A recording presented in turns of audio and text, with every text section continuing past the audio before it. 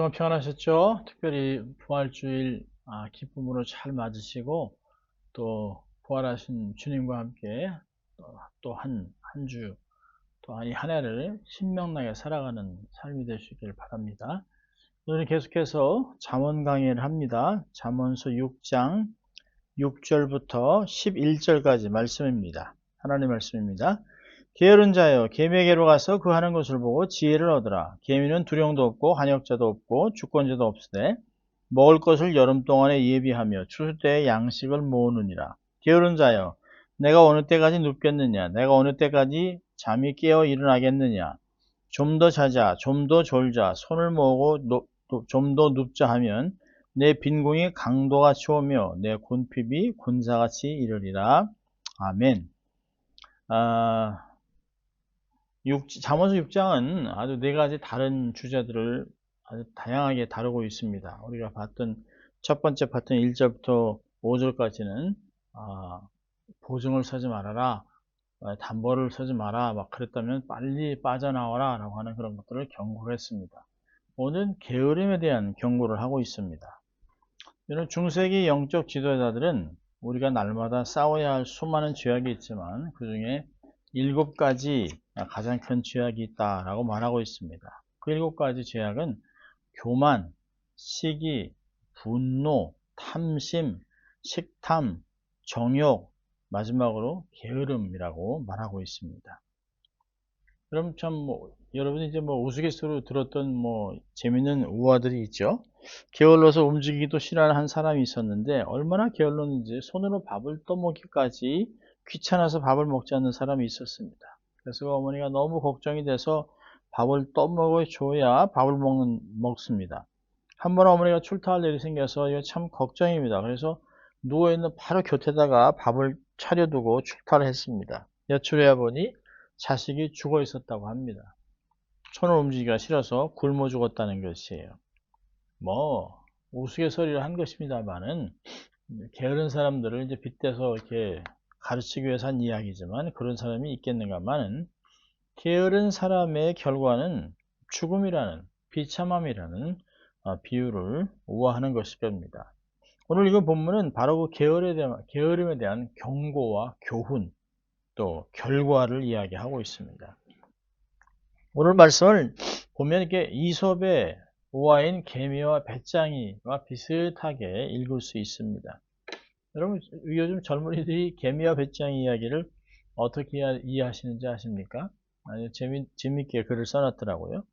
개미처럼 열심히 공부하고 개미처럼 열심히 일하고 수고했는데 그래봤자 그냥 직장에서 근근히 먹고 사는 그런 정도의 수준밖에 안 되는데 배짱이는 늘 기타 치고 놀고 그러다 나중에 연예인이 돼서 돈을 엄청나게 벌었더라 라고 이야기를 합니다. 참 우스운 이야기입니다만은 그냥 웃자고 하는 얘기지만 일확천금을 노리는 그냥 어떤 사회 어떤 것보다 그냥 유명세를 타고 돈 버는 일확천금을 꿈꾸는 그런 자세들이 젊은이에게 많습니다. 뭐로 가도 서울만 가면 되니까요. 뭘 해도 돈을 많이 벌면 되니까. 그냥 꽁 잡는 게 매다라고 하는 그런 결과만 좋으면 과정이야 무슨 상관이 있느냐라고 하는 그런 것들이 있습니다. 무서운 생각이죠. 젊은이들뿐 아니라 많은 사람들도 세상의 그 사람들도 어떤 방법과 이런 것들은 생각하지 않고 도덕과 윤리보다는 그저 돈을 많이 벌고 이렇게 명예를 얻는 유명세를 타는 권력으로 이렇게 살아가는 모습들을 봅니다. 자, 오늘 보면 사실은 부지런함을 배우라 라고 이야기를 하고 있습니다. 6절에 게으른 자여, 9절에 게으른 자여 라고 이야기를 하고 있습니다. 솔로몬은 부지런한 삶을 위해서 개미를 보고 그들을 관찰하고 배우라고 얘기하고 있습니다. 그럼 개미에게 배우라고 얘기하는 게 뭘까요? 개미는 보면 자원하는 모습입니다. 7절 보니까 두령도 없고 간역자도 없고 관리하는 사람도 없어요. 리더도 없습니다. 주권자도 없어요. 억지로 일하지 않습니다. 자원하는 모습이에요. 누가 일을 시켜서 하지도 않습니다. 가만히 보면 채찍을 들고 소리를 치고 그런 일이 없습니다. 감독이나 사령관이 없어요. 근데 열심히 일합니다. 우리를 가만히 보세요. 우리는 천성이 누가 보는 사람이 없거나 감독관이 없으면 딴청을 피우고 적당히 하려고 하는 습성이 있습니다. 눈치만 보고 대충 적당히, 그리고 열심히 한다는 게 주어진 일만, 주어지지 않은 일은 뭐 애써 하려고 하지 않는 그런 안일한 모습들이 있습니다. 그러니까 자기가 원하는 것, 남는 시간이, 어차피 남는 시간에도, 일하는 시간에도 다른 일을 하고 뭐 이런 일을 하는 생각들이 많이 있습니다. 그런 것을 보면 사실 회사의 주인 입장에서나 보거나 또 이렇게 그렇게 리더 입장에서 보면 참 성실한 사람이 아니다. 저 사람은 참 꾀가 많고 어떤 면에서는 악하다라고 볼 수밖에 없습니다. 여러분, 누가 보든 안 보든 내게 맡겨진 일을 성실하게 감당해야 합니다. 그런 사람이 사실은 리더한테 인정을 받죠. 하나님을 섬기는 자의 모습이 이러해야 합니다. 자원함으로, 기쁨으로 사역을 감당해야 되겠죠. 자, 두 번째로 개미한테 배울 수 있는 건 협력하는 모습입니다. 개미는 원래 보면 혼자 이렇게 돌아다니는 로너들이 아닌 것 같아요. 혼자 돌아다니는 모습이 없습니다. 항상 늘 몇 마리씩 모여다니고 함께 일합니다. 개미가 좋은 먹이를 발견하면 머리 안테나로 동료 개미들에게 연락을 한다고 합니다. 그래서 찾은 먹이를 함께 들고 가고 운반하죠. 자기 몸보다 훨씬 큰 벌레들, 뭐 과자, 무슨 부스러기, 고기 덩어리, 뭐 야채 이런 것들을 뭐 개미가 한 10마리, 20마리씩 매달려서 함께 협력해서 들고 가는 것을 봅니다. 또 높은 곳에 올라갈 때는 자기 몸을 낮춰주면 다른 개미가 자기의 등을 밟고 올라가도록 한다 합니다. 먼저 앞선 개미가 뒤에 있는 개미가 더 높이 올라갈 수 있도록 자기 몸을 밟고 갈 수 있도록 여러 가지로 올라가게 한다고 합니다. 협력하고 자기를 낮추고 일을 이루기 위하여 수고하는 모습들이 있습니다. 세 번째로는 8절에죠. 먹을 것을 여름 동안에 예비하며 추수 때 양식을 모으느니라. 미래를 준비하는 모습이 있어요. 개미는 겨울을 준비하기 위해 여름에 수고합니다. 개미는 미래를 준비하기 위해 오늘을 일하는 것이에요. 근데 참 만물의 영장이라고 하는 참 누구보다 뛰어난 하나님을 대변한 하나님의 형상을 갖고 있는 만물의 영장인 사람만이 미래를 준비하지 않고 살아가는 경우가 많습니다. 여름이 지나면 겨울이 오듯 땅에서 70년 또 혹은 80년의 짧은 생을 마친 후에 영원한 삶을 우리가 맞이하게 됩니다. 젊을 때 뭐 20대 30대야 세월이 많이 남은 것 같습니다. 어르신들이 늘 그랬습니다. 잠깐이다, 잠깐. 어느새 60, 70, 80이 된다라고 하셨는데 그 삶을 지나가고 있습니다. 또한 젊은이들에게 그 말들을 합니다. Time flies, really fast. Time flies. 얼마나 빨리 지나가는지 몰라요. 시간이 막 날아갑니다. 그리고 머리에는 흰머리가 나기 시작합니다. 그리고 중년으로 노년이라는 말을 듣습니다. 그런데 많은 사람들이 이 땅을 살아가면서 이 땅에 있는 모든 것이 다인 양 땅의 것만을 위해 살아가는 모습들을 우리는 종종 보게 됩니다. 겨울이 오는 것을 깨닫지 못하고 여름만 위해서만 사는 배짱이 같은 삶을 살아가기도 합니다. 개미를 보고 내일을 준비하고 미래를 준비하고, 특별히 성도들은, 예수 믿는 사람들은 주님이 다시 올 날을 생각하면서 주님을 만날 준비를 하며 삶을 살아가야 합니다. 내일은 오늘을 준비한 사람들에게만 있습니다. 솔로몬은 미래를 위해 어떤 준비나 대비도 취하지 않는 방관한 무책임한 나태한 자들의 삶을 질책하고 있는 것입니다. 자, 이 두 번째 파트인 구절을 보면 게으름의 특징과 결과를 이야기합니다. 게으른 자의 특징은 잠이 많습니다. 오늘 본문에도 그렇잖아요. 9절에 게으른 자여 내가 어느 때까지 눕겠느냐, 내가 어느 때에 잠이 깨어 일어나겠느냐, 좀 더 자자, 좀 더 졸자, 손을 모으고 좀 더 눕자, 손을 모으고 이렇게 자는 그런 모습들을 이야기하고 있습니다. 게으른 사람 하면 떠오르는 모습이 그냥 늘어져 있는 모습이에요. 뭐 소파나 침대에 누워있고 비스듬히 누워있는 자세입니다. 아침이 밝아도 해가 중천에 떠도 일어날 생각이 없습니다.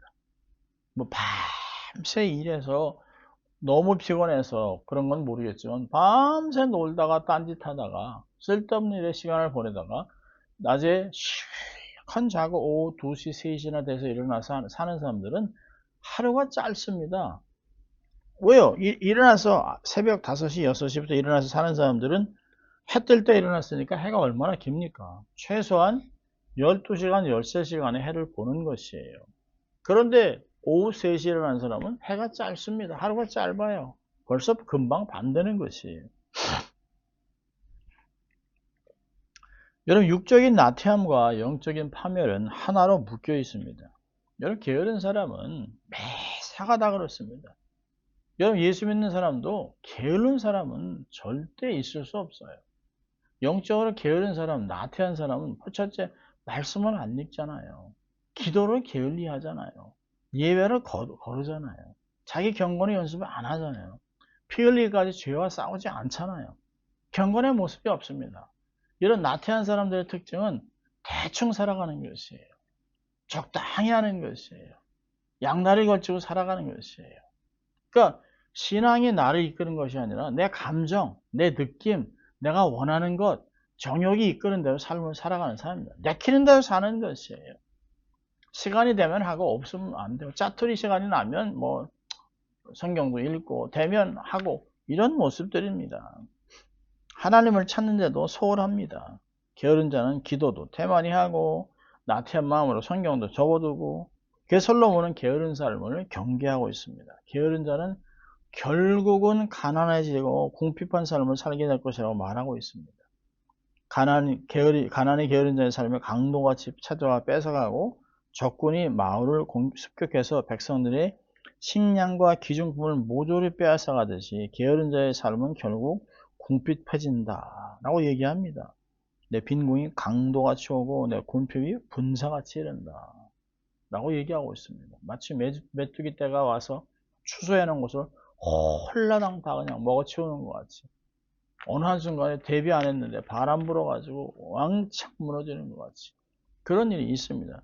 되게 게으른 사람들은 쉽게 살아요. 우리가 이제 돼지 삼형제 이야기를 듣잖아요. 늑대가 와서 첫째 집에 와서 속이고 그 집을 바람으로 훅 불어서 첫째는 그냥 뭐 이렇게 집으로 만든 거 간단하게 가지로 만든 거 셋째 돼지는 벽돌로 만들어 가지고 아무리 불어도 못 하잖아요. 그런 거 보면 열심히 미래를 준비했던 사람들은 안전하고 자기의 부를 지킬 수 있다는 것이에요. 부지런한 사람이 건강도 유지하고 부지런한 사람이 일도 하고 부지런한 사람이 돈도 벌고 부지런한 사람이 관계도 하고 부지런한 사람이 공부도 하고 학위도 받고 그러는 것입니다. 게으른 사람은 사람들도 싫어합니다. 게으른 사람은 하나님이 사용하지 않습니다. 자, 오늘 교훈은 딱 한 가지예요. 매사에 최선을 다하라는 것입니다. 여러분, 많은 사람이 꿈을 꾸죠? 여러분, 게으른 사람도 뭐가 되고 싶은 게 있어요. 모든 사람이 다 꿈을 꿔요. 근데 그것을 이루는 사람이 있고 이루지 못하는 사람이 있습니다. 차이는 열심히 있는 사람과 게으른 사람의 차이입니다. 잠언서 13장 4절에 보면 게으른 자는 마음으로 원하여도 얻지 못하나 부지런한 자의 마음은 풍족함을 얻느니라. 게으른 사람은 마음으로 원하지만 안 움직입니다. 하질 않아요. 열심히 없어요. 되면 받고 아니면 관두고입니다. 그런데 부지런한 사람은 마음으로부터 애를 쓰고 수고하고 노력하고 땀을 흘려서 얻게 되는 것이에요. 부지런한 자는 이룰 수 있다는 말을 하고 있는 것입니다. 여러분, 사람이 꿈과 비전만으로 되는 것이 아닙니다. 꿈은 얼마든지 꿀 수 있어요. 물론 하나님이 좋은 비전을 꿈과 주시죠. 그러나 그 꿈과 비전을 주셨다면 그걸 이룰 수 있도록 하나님께 더 지혜를 구하고 방법을 구하고 애를 쓰고 수고해서 이뤄 나가는 것입니다. 수고함과 노력이 있어야 하는 것입니다. 소위 성공한 사람들을 보세요. 그 사람들은 열정이 있습니다. 부지런합니다. 누구보다 일찍 일어나요. 10분, 20분 일찍 일어나는 것이 아니에요. 보통 사람들보다 3시간은 일찍 일어나서 부지런히 운동도 하고 부지런히 책도 보고 부지런히 묵상을 하고 앉아서 생각하고 미래를 계산합니다. 이 부지런함, 열정, 성실함, 정직함, 이들의 삶에 부를 가져오는 것이에요. 성공한 것이에요. C.S. 루이스가 쓴 스크루테이프의 편지라는 책을 보면 삼촌 마귀가 조카 마귀에게 한 수를 가르치는 내용이 나오는데 참 인상적인 말이 나옵니다. 너무 깊이 빠지지는 말라라는 말이 마귀들의 아주 교묘한 전략이라는 것이에요. 이렇게 얘기합니다. 사랑하는 조카야, 절대 그리스도인들이 예수 못 믿게 하면 안 된다. 못 믿게 하면 그들은 오히려 더 악착같이 믿기 때문이다. 그러니 이렇게 해라. 교회 다니라고, 열심히 예수 믿으라고. 그러나 절대 너무 깊이 빠지지 말라고 말이다. 열심히 읽어라. 또 그리고 내일 하면 된다. 오늘 못하면 내일 해라. 그리고 자꾸 미루라고 시키는 거죠. 적당히 하고 또 내일 하다. 내일도 있다라고 자꾸 미루는 것이에요. 결국 일을 이루지 못해요. 적당히 예수 믿는 일이야말로 정말 우리의 기쁨이다라고 사단이 얘기합니다. 미진한 신앙들을 보는 것이 사실 지옥에서 즐기는 가장 좋은 구경거리야 라고 이야기를 했습니다. 정말 소설이지만 소름 돋는 이야기 아닙니까? 미지근한 신앙, 게으른 신앙은 마귀가 좋아하는 것이에요. 마귀가 지금 쥐고 흔드는 것입니다. 마귀의 손아귀에 놀아나는 것이에요. 우리의 성장을 막는 최대 적입니다. 적당. 뭐든지 주를 섬기듯이 하고 부지런히 애를 쓰고 해야 되는 것입니다.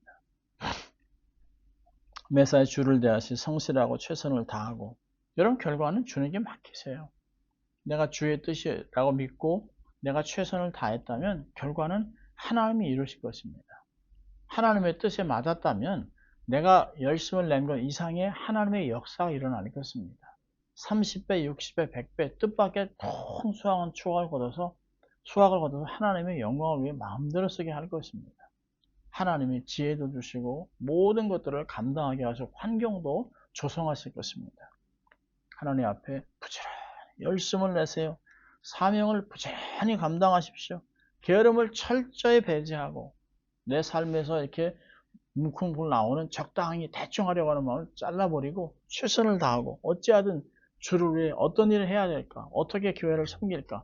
어떻게 선교를 감당할까? 어떻게 주위에 있는 사람을 섬겨서 세워줄까? 다른 사람의 유익을 위해서 감당할까? 가난하고 연약한 자들을 도울까는 열심을 내서 여러분 선교도 부지런한 사람이 하는 것이에요. 선교사들을 자주 만나고 이야기하고 듣고 여러분 선교사들 말 때마다 저는 감사함이 있어요. 선교지가 내 삶에 들어오는 것이에요. 선교사님의 이야기를 듣다 보면 기도 제목이 생깁니다. 그리고 어떻게 도울지를 생각하고 그걸 대해서 감당하다 보면 선교지의 사역을 동참하는 일도 생기는 것입니다. 안 들으면 안 생겨요. 부지런히 만나고 부지런히 감당하고 부지런히 열심을 내서 기도와 말씀과 열정과 열심으로 주의 일을 감당하는 여러분 될 수 있기를 주의 이름으로 축원합니다. 기도합니다. 하나님 아버지 감사합니다. 오늘도 이 말씀을 통해서 어떻게 우리가 삶을 살아가야 될지 절대로 하나님 게으르거나 적당히 대충하지 않게 하시고 하나님이 원하시는 하나님의 마음을 기쁘게 하는 최선을 다해서 성실하게 하나님의 영광 위에 우리의 삶을 전력절진하는 저희들 될 수 있도록 하나님 축복하여 주시옵소서. 감사하고 예수님 이름으로 기도합니다. 아멘. 여러분 한 주간 열심히 주를 섬기며 승리하며 사시기를 바랍니다.